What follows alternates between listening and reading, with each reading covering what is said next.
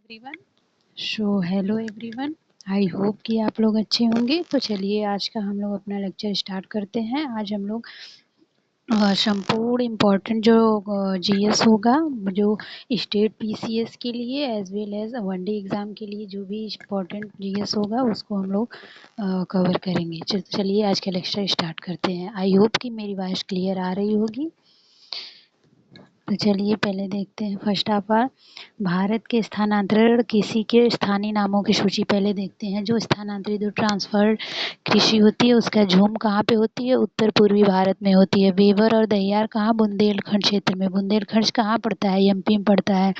दीपा बस्तर में होता है। जरा और इरका कृषि कहाँ पे कहा जाता है? दक्षिणी राज्य में, मतलब साउथ इंडिया के साइड। बत्रा दक्षिण पूर्वी राजस्थान के साइड।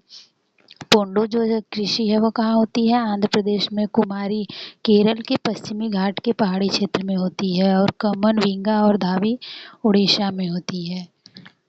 उतना तो हम लोग भारत की कृषि स्थानांतरित कृषि देख लिए। अब हम विश्व की स्थानांतरण कृषि के स्थानीय नाम देखेंगे। जैसे रे है वो स्थानांतरित कृषि कहाँ पे होती है? वियतनाम में। मशोले कांगो में। फंग भूमध्य रेखीय अफ्रीकी देश में होती है। लोगन पश्चिमी अफ्रीका में होती है। मिल्पा मैक्सिको और मध्य अमेरिका के बीच होती है। को कहाँ होती है? वेनेजुएला में है। रोका जो होती है ब्राज़ील की है, स्थानांतरित कृषि है। और चेतेमिनी युगांडा जाम्बिया और जिम्बाब्वे की है। ये सब साउथ अफ्रीका के देश हैं। और लद्दाख कहाँ पे? जावा और इंडोनेशिया में होता। नेक्स्ट हम लोग ऑस्ट्रेलिया की 5 सबसे बड़ी लोएस खदानें देखते हैं। माउंट न्यूमैन संयुक्त उद्यम और जिम्बलवार हब एरिया सी माइन साउथ फ्लैग परियोजना ग्रेटर टॉम प्राइस माइन, ये सब कहाँ? ऑस्ट्रेलिया की सबसे बड़ी लोएस की खदानें हैं। अफ्रीका के हम लोग देख लेते हैं 5 बड़े पर्वत जो हैं और बड़े से छोटे क्रम में। माउंट किलिमंजारो सबसे बड़ा है। कहाँ पे है? तंजानिया में। कितनी इसकी लंबाई है? 5,895 मीटर है। माउंट केन्या कहाँ है? केन्या में है। 5,199 मीटर की है इसकी ऊंचाई। माउंट स्टैनली युगांडा और कांगो लोकतांत्रिक गणराज्य में है। ये 5109 मीटर है।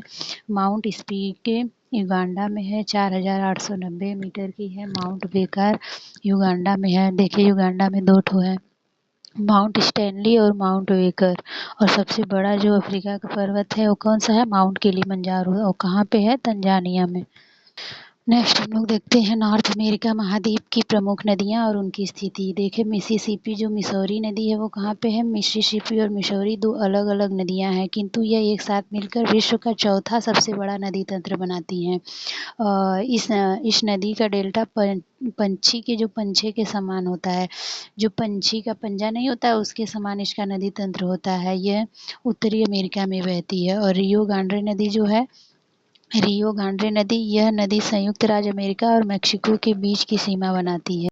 रियो ग्रांडे नदी का सीमा बनाती है और यह उत्तरी अमेरिका महाद्वीप की नदी है। नॉर्थ अमेरिका की आप लोग तो जानते ही होंगे, मेक्सिको और यूएसए के बीच में जो रेखा बनाती है, इधर यूएसए है, यहाँ मेक्सिको है। तो इसके बीच में कौन सी नदी? रियो ग्रांडे नदी है। और सेंट लॉरेंस नदी उत्तरी अमेरिका महाद्वीप में बहती है।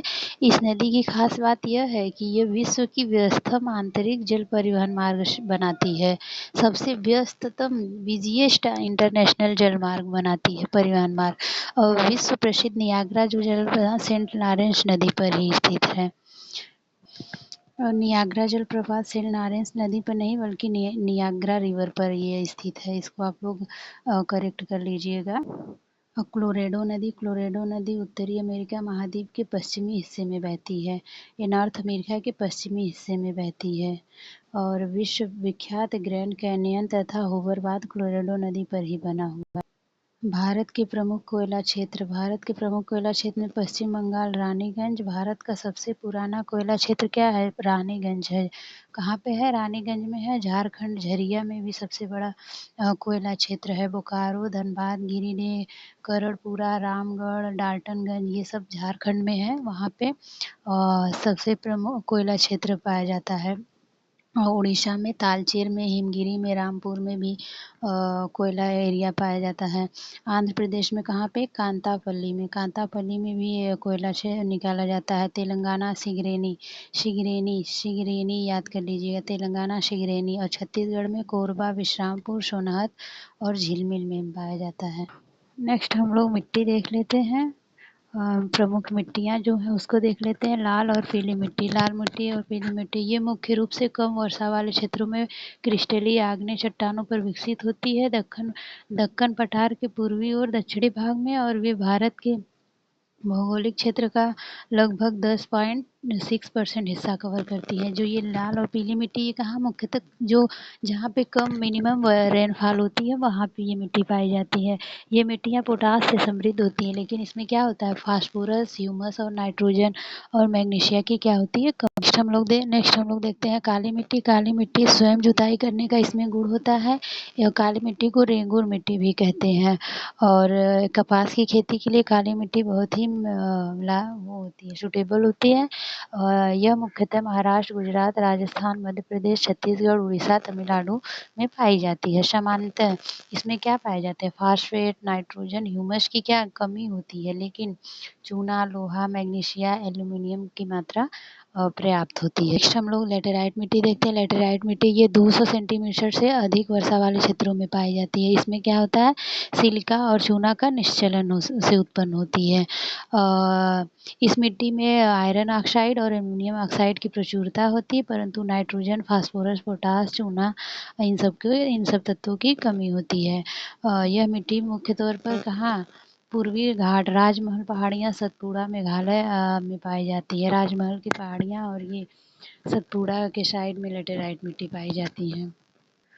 यूरोप की प्रमुख नदियाँ हम लोग देख लेते हैं और उनकी विशेषताएं, उनकी क्या कैरेक्टरिस्टिक है वो देखते हैं। ओल्गा जो नदी है, ओल्गा रिवर रूस की वल्दाई पहाड़ियों से निकलती है और कैस्पियन सागर में गिरती है। यूरोप की सबसे लंबी कौन सी नदी है? ओल्गा नदी है। ओल्गा नदी जो बाल्टिक सागर को कैस्पियन सागर से जोड़ती है। ऐतिहासिक रूप से रूसी संस्कृति, व्यापार और नौवहन के लिए ये आवश्यक है। ओल्गा नदी कहाँ से निकलती है? वल्दाई पहाड़ियों से। और रूस में ये रिवर फ्लो करती है।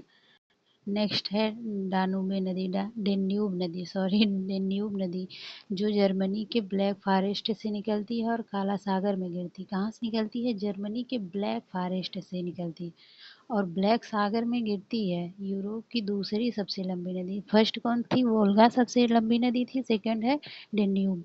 यह व्यापार और पारगमन के लिए एक महत्वपूर्ण जलमार्ग है जो अपनी लगभग 2850 किलोमीटर लंबाई में 10 देशों से होकर गुजरती है। डेन्यूब डेल्टा एक यूनेस्को विश्व धरोहर स्थल में भी शामिल। नेक्स्ट देखते हैं हम लोग राइन नदी। राइन नदी स्विस आल्प्स में अपने उद्गम से उत्तरी सागर में बहकर जर्मनी को किससे? नीदरलैंड से अलग करती है। कौन? राइन नदी जर्मनी को नीदरलैंड से अलग करती है और ये आल्प्स पर्वत से इसका उद्गम होता है। यह यूरोप की सबसे व्यस्त और इम्पोर्टेंट जलमार्गों में से एक है जो कितना किलोमीटर तक फैला है? 1233 किलोमीटर तक फैला है। अब हम लोग नेक्स्ट देखते हैं विश्व के प्रमुख जलप्रपात, मतलब वर्ल्ड के वाटरफॉल्स में जो मेन है उसको हम लोग देखते हैं। जैसे नियाग्रा फॉल्स कहाँ पे है? कनाडा और संयुक्त राज्य अमेरिका की अंतर्राष्ट्रीय सीमा साझा करता है और न्यूयॉर्क और ओंटारियो प्रांत में स्थित है। यह 3 झरनों का सामूहिक नाम है। जो नियाग्रा वाटरफॉल है वो कनाडा और संयुक्त की अंतर्राष्ट्रीय सीमा साझा करता है। और विक्टोरिया फॉल कहाँ पे है? CNN द्वारा दुनिया के 7 प्राकृतिक आश्रमों में से एक है ये दक्षिण अफ्रीका में जाम्बेजी नदी पर। विक्टोरिया कहाँ पे है? जाम्बेजी नदी पर है। और वाटर जिम्बाब्वे और जाम्बिया की सीमा साझा करता है। ये क्या करता है? जिम्बाब्वे और जाम्बिया की सीमा साझा कर। नेक्स्ट है एंजल जलप्रपात। एंजल जलप्रपात कहाँ है? वेनेजुएला में कारोनी नदी की सहायक चरूर नदी पर। यह दुनिया का सबसे ऊंचा जलप्रपात है। एंजल जलप्रपात क्या? दुनिया का सबसे ऊंचा जलप्रपात है। वेनेजुएला में कौन सी नदी पर? कारोनी नदी पर यह है। नेक्स्ट है इगुआजू फॉल्स, अर्जेंटीना और ब्राज़ील के बीच की सीमा यह बनाता है। यह दुनिया का सबसे बड़ा झरना सिस्टम है। इगुआजू जो है, इगुआजू फॉल्स जो है वाटर फॉल्स, ये अर्जेंटीना और ब्राज़ील की सीमा बनाता है और ये दुनिया का सबसे बड़ा झरना सिस्टम है। गुएरा जलप्रपात जो है ये पराग्वे और ब्राज़ील की सीमा पर पराना नदी पर विशाल झरनों की एक श्रृंखला। आई होप कि आपको इतना समझ में आया होगा और हम लोग इसमें बस इम्पोर्टेंट जो भी टॉपिक है उसको हम लोग कवर कर रहे हैं। ये नहीं कि हम लोग पूरा स्टार्टिंग बेसिक टू एडवांस तक जा रहे हैं, नहीं, जो इम्पोर्टेंट है एग्ज़ाम के पॉइंट ऑफ व्यू से उसी को हम लोग कवर कर रहे हैं इसमें। तो चलिए संविधान के हम लोग इम्पोर्टेंट संशोधन देख लेते हैं। जैसे 24वां कॉन्स्टिट्यूशन अमेंडमेंट एक्ट 1971 में हुआ था। इसमें क्या था, संसद को मौलिक अधिकारों में संशोधन करने की शक्ति दी गई थी। संसद को क्या किया गया था, मौलिक अधिकारों में संशोधन की शक्ति दी गई थी। किस कॉन्स्टिट्यूशन अमेंडमेंट एक्ट के तहत, 24वां संशोधन अधिनियम कब हुआ था, 1971 में। और 61वां संविधान संशोधन अधिनियम 1989 में हुआ था। लोकसभा और विधानसभा चुनाव के लिए मतदान की उम्र कितने हुई थी, 21 से घटाकर 18 साल कर दी गई थी। और 65वां जो संविधान संशोधन हुआ था 1990 में हुआ था। इसमें क्या था, अनुसूचित जाति और अनुसूचित जनजाति के लिए एक राष्ट्रीय आयोग को शामिल करने के लिए संविधान के अनुच्छेद 338 में संशोधन किया गया था। नेक्स्ट है 65वां संविधान संशोधन 1990 में। ये तो अभी हम लोग देखे हैं। अब देखते हैं 69वां संविधान संशोधन जिस 1991 में हुआ था। इसमें क्या था, 70 सदस्य विधानसभा और दिल्ली के लिए 7 सदस्यीय मंत्रिपरिषद के प्रावधान के साथ दिल्ली को राष्ट्रीय राजधानी क्षेत्र दिल्ली बनाया गया। अब हम लोग नेक्स्ट देखते हैं भारतीय संविधान के जो इम्पोर्टेंट आर्टिकल है उसको कवर करते हैं। आर्टिकल 25 में क्या है, धार्मिक स्वतंत्रता का अधिकार है। और आर्टिकल 26 में व्यक्ति को अपने धर्म का पालन, प्रचार और उसका अनुसरण करना।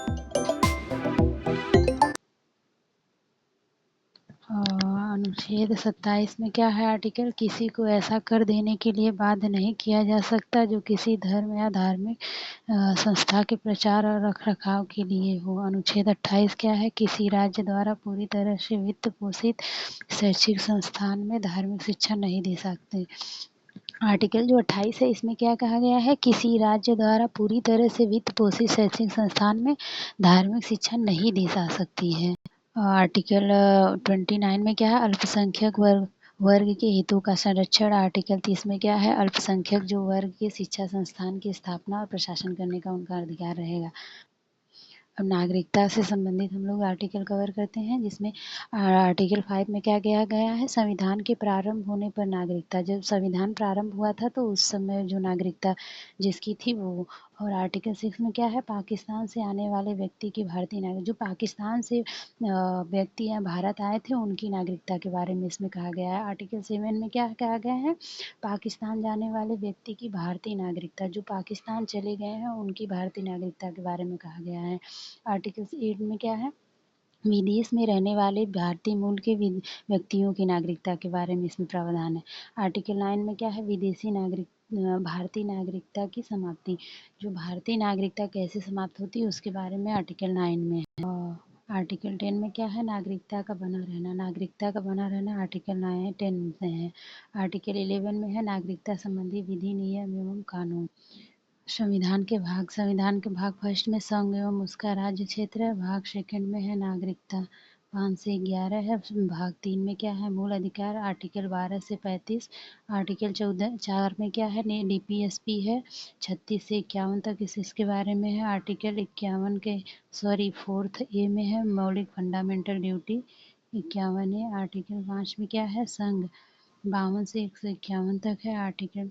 मैं आर्टिकल बार बार बोली। भाग 6 में क्या है, स्टेट है, 152 टू आर्टिकल 152 से 237 तक है। भाग 6 में। भाग 7 में क्या है, राज्य है, स्टेट है। इसमें क्या है, भाग 7th में राज्य है, आर्टिकल 238। और भाग 8 में क्या है, संघ राज्य क्षेत्र, जो संघ है उसका राज्य क्षेत्र। 239 से 242 तक आर्टिकल का है। भाग 9 में क्या है, पंचायत 243 से 243 ओ तक। भाग 9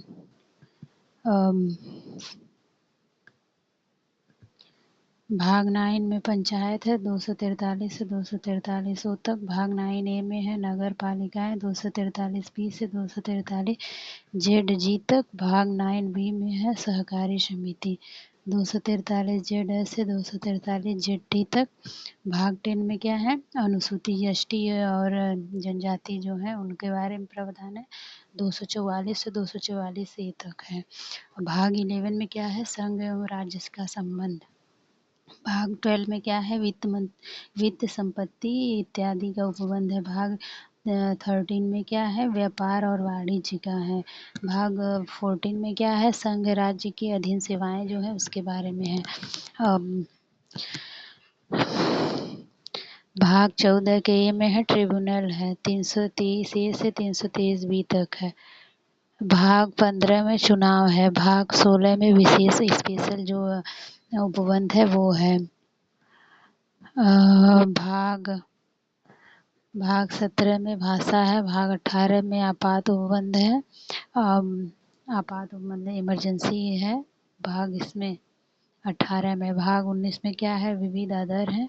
भाग 20 में संविधान संशोधन। भाग 21 में क्या है, अस्थायी संक्रमणकालीन और विशेष। नेक्स्ट हम लोग देते हैं सतत विकास लक्ष्य सस्टेनेबल डेवलपमेंट गोल क्या है 2030 तक का। पहला में क्या है, गरीबी उन्मूलन।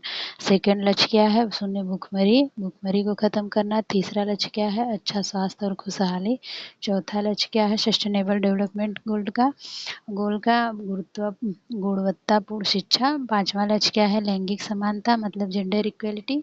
और लक्ष्य 6 क्या है, स्वच्छ जल और स्वच्छता। और लक्ष्य 7 क्या है, इसका सातवां गोल क्या है, सस्ती और स्वच्छ ऊर्जा। लक्ष्य इसका 8वां गोल क्या है, अच्छा कार्य और आर्थिक विकास। गोल 10वां क्या है, असमानता कम करना। और 9वां गोल क्या है, उद्योग नवाचार और बुनियादी ढांचा डेवलप करना। 11वां गोल क्या है, टिकाऊ शहर और समुदाय। 12वां गोल क्या है, जिम्मेदार उपभोग और उत्पादन। और 13वां गोल क्या है, जलवायु की कार्यवाही। और 14वां गोल है जल के नीचे जीवन के बारे में रिसर्च, उसके बारे में है ये लक्ष्य। 15वां गोल क्या है, भूमि पर जीवन। 16वां क्या है, शांति और न्याय मजबूत संस्थाएं जो इंस्टीट्यूट है उनको शांति और न्याय और स्ट्रॉन्ग बनाना। 17वां लक्ष्य क्या है, लक्ष्य प्राप्त करने के लिए साझेदारी। कोई भी गोल जो अचीव करना है उसमें सबकी साझेदारी, सबकी भागीदारी। अब हम लोग नेक्स्ट हिस्ट्री के कवर करते हैं, जिसमें अकबर के कुछ इम्पोर्टेंट कार्य देख लेते हैं। जैसे कि 1562 में दास प्रथा का अंत किसने किया था, अकबर ने। 1562 में अकबर की हरमदल से मुक्ति किया था हुई नहीं थी, सॉरी। और 1563 में तीर्थ यात्रा कर भी समाप्त किया था। 1564 में जजिया कर भी समाप्त किया। ये सब लागू किसने किया था, जजिया कर, औरंगजेब ने। और 1571 में क्या, फतेहपुर सीकरी की स्थापना। और राजधानी का आगरा से फतेहपुर, जो फतेहपुर सीकरी की स्थापना किया था 1571 में, और राजधानी इसकी कैपिटल आगरा से फतेहपुर ट्रांसफ़र किया था। और 1575 में क्या, इबादत जो खाना की स्थापना की थी। इबादत खाना मतलब प्रार्थना करने की। और 1579 में मजहर की घोषणा। नेक्स्ट है 1580 में दहशाला प्रणाली टोडरमल द्वारा लागू किया गया था। 1582 में दीन-ए-इलाही की घोषणा किसने की थी, अकबर ने। अब मुगल शासक के बारे में देख लेते हैं। बहादुर शाह कब से कब तक था, 1707 से 1712 तक था, जिसे शाहे बेखबर कहा जाता था। जहांदार शाह सेकंड था, 1712 से 1713 तक इसका शासक था। इसे लंपट मूर्ख कहा जाता था जहांदार शाह को। और फर्रुख शियर 1713 से 1719 तक था, इसे घृणित कायर कहा गया था। कहा जाता था। और मोहम्मद शाह को रंगीला कहा जाता था। 1719 से 1748 तक इसका कार्यकाल था। और शौरी कार्यकाल नहीं, रोल शासक जो भी कहिए। अहमद शाह अब्दाली 1748 से 1754 तक था। आलमगीर सेकंड 1754 से 1759 तक था। और शाह आलम 1759 से 1806 ईस्वी तक था। अकबर सेकंड 1806 से 1837 ईस्वी तक था। बहादुर शाह जब 1837 से 1857 ईस्वी तक था।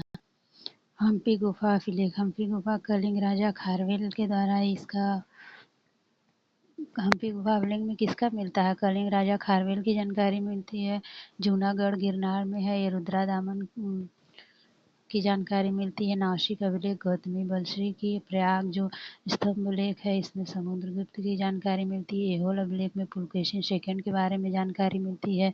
मंसूर अभिलेख में मालवा नरेश यशोवर्मन के बारे में जानकारी मिलती है। ग्वालियर अभिलेख में प्रतिहार नरेश भोज की जानकारी मिलती है। भीतरी जूनागढ़ अभिलेख में स्कंदगुप्त की जानकारी मिलती है। देवपाड़ा अभिलेख में बंगाल शासक विजय सेन की जानकारी मिलती है। आई होप कि आपको इतना समझ में आया होगा। नेक्स्ट हम ये अपनी सीरीज कंटिन्यू रखेंगे। अगले अगले नेक्स्ट वीडियो में हम इसको कवर करेंगे। Thank you so much for watching.